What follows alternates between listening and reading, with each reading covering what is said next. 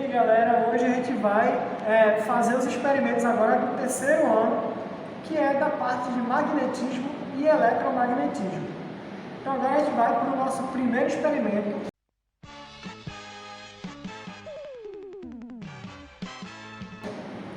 que vai ser a questão da linha de campo magnético. Então vem comigo aqui. Isso aqui é uma plaquinha que tem uma película de acrílico e lá dentro eu tenho um pozinho de ferro que na verdade eu moí o bombril para colocar aqui dentro.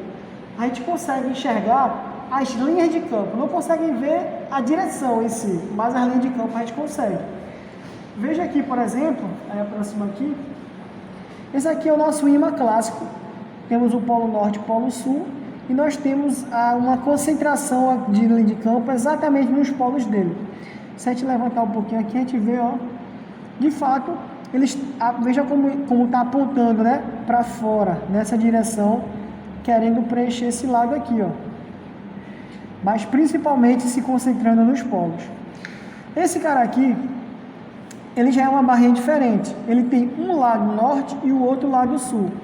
A parte de cima e a parte de baixo.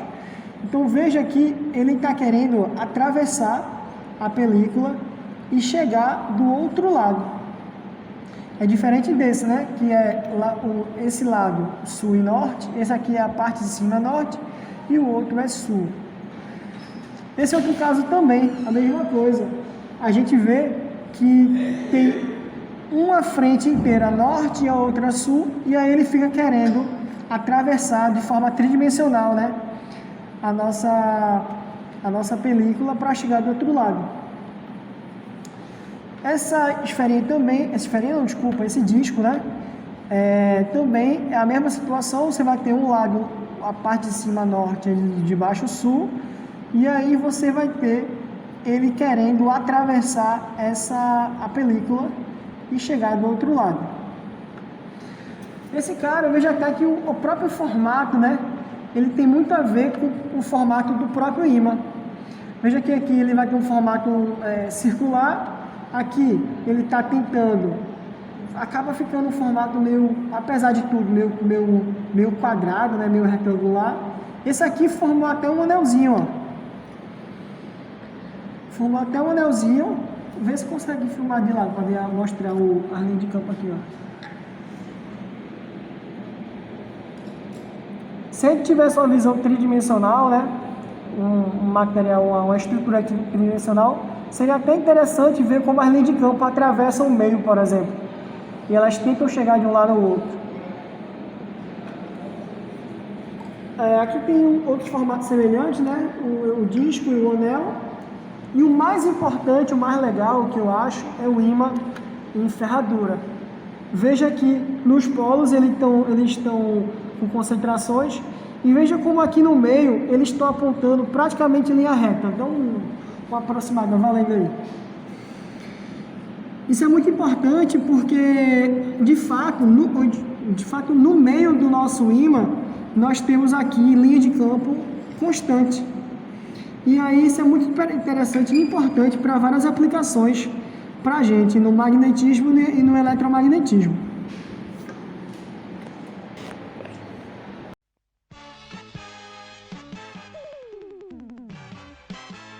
Agora eu vou mostrar a vocês uma outra brincadeirinha, né, que existe, que é a questão da levitação magnética. A gente tem aqui, por exemplo, temos vários ímãs em formato de anel. Se você colocar um ímã com dois ímãs, né, com polos opostos, você vai conseguir aqui a levitação magnética. Então você consegue brincar aqui com a levitação magnética. E eles, inclusive, acabam vencendo a gravidade, né? A força gravitacional, a ponto de ficar flutuando aqui. Isso é muito importante, inclusive para algumas aplicações como o trem-bala, em que literalmente ele está levitando, não havendo então atrito com o chão, e aí você vai ter um equipamento muito mais eficiente, né? O princípio da levitação magnética é justamente esse. Tem essa ideia, né, de você trabalhar com polos opostos e conseguir repelir objetos e vencer a força gravitacional.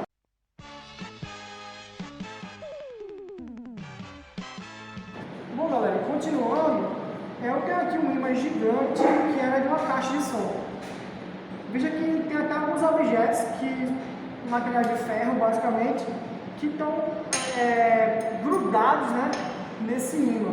É um ímã grande, portanto, o campo magnético dele vai ser bem intenso, propositalmente, e a gente consegue magnetizar algumas coisas.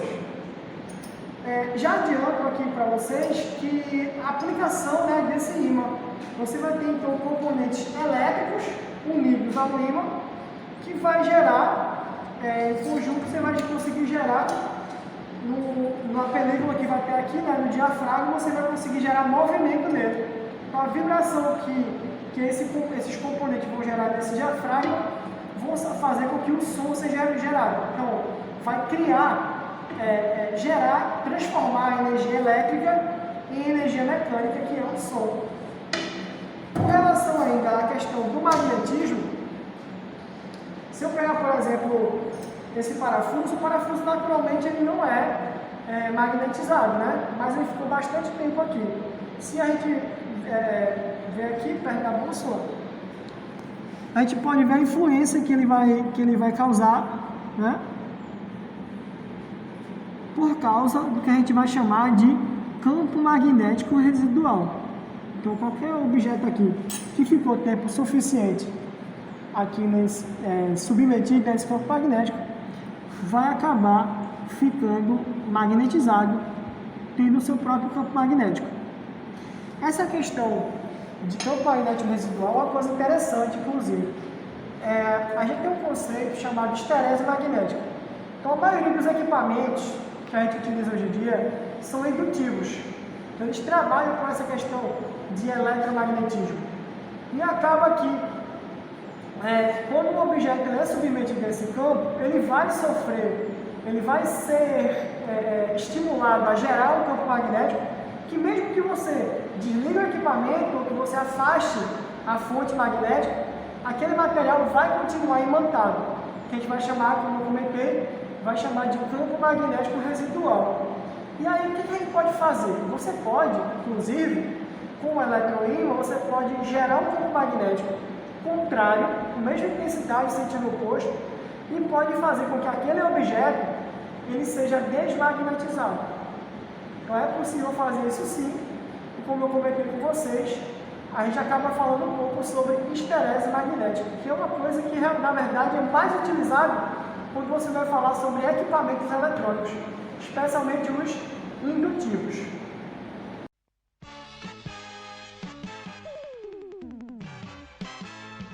Galera, essa aqui é uma bússola semi-profissional. Nós vamos ter aqui uma pilhazinha de relógio e eu tenho aqui um fio de cobre desencapado.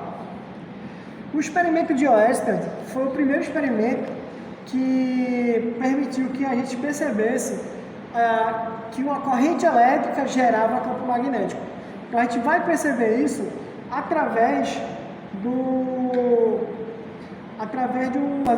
da percepção que a bússola vai ter aí no campo magnético, já que ela está alinhada com o campo magnético da Terra. Então aqui, por exemplo, ó, percebam como o campo magnético ele atua, né? E acaba fazendo com que a agulha que estava alinhada com o campo magnético da Terra agora passe a se alinhar com o campo magnético gerado por uma corrente elétrica que passa por esse fiozinho de cobre.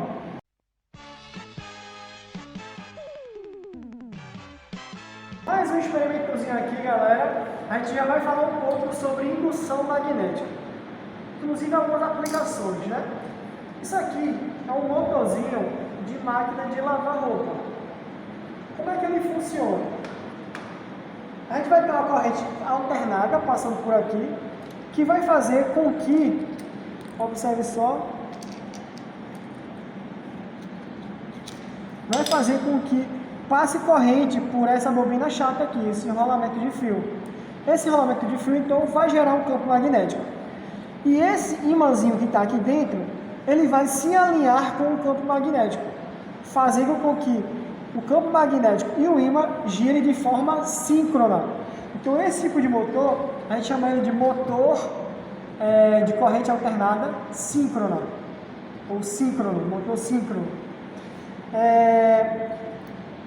Pela nomenclatura, né? Então a gente vai ter o estator, a parte parada com o enrolamento, a gente vai ter o rotor com esse imãzinho aqui. A questão é que esse ímã ele vai girar então muito rápido, né? Junto com o próprio campo magnético da bobina, só que ele não vai ter força, originalmente não vai ter força.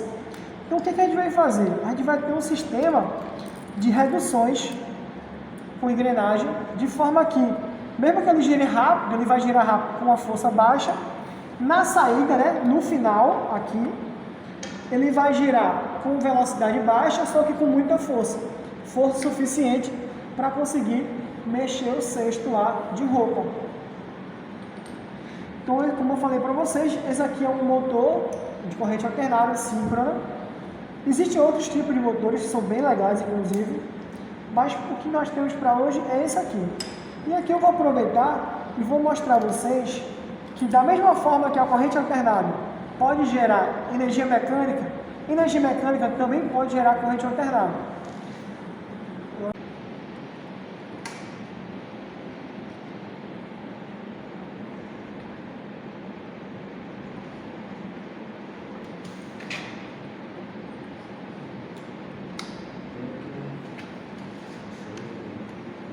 Vai, começa. Beleza? Então, eu peguei aqui o multímetro. Eu vou mostrar a vocês que a gente consegue, a partir do movimento, energia mecânica, transformar em energia elétrica. Uma coisa importante é que, mesmo que esse motor fosse um motor de corrente contínua, se a gente fosse transformar a energia mecânica em elétrica, a gente geraria corrente alternada. Vou até botar aqui, para medir aqui, tensão alternada até 750 volts. Então, eu vou simplesmente girar aqui e a gente vai ver quais são os valores que a gente vai conseguir ali. 460 volts, por exemplo, 532 volts, 560, 400 e alguma coisa, 440, 505. A gente consegue, inclusive, gerar, então, tensões que são bastante razoáveis. A corrente vai ser pequena, mas se você tivesse um circuito retificador, você conseguiria gerar uma corrente contínua e conseguiria carregar uma bateria, por exemplo. Desse jeito que ele está, ele não carregaria, né? A corrente alternada não consegue carregar a bateria, mas com os componentes necessários para a retificação da corrente, a gente conseguiria sim transformar esse motorzinho em um gerador de energia elétrica bem legal.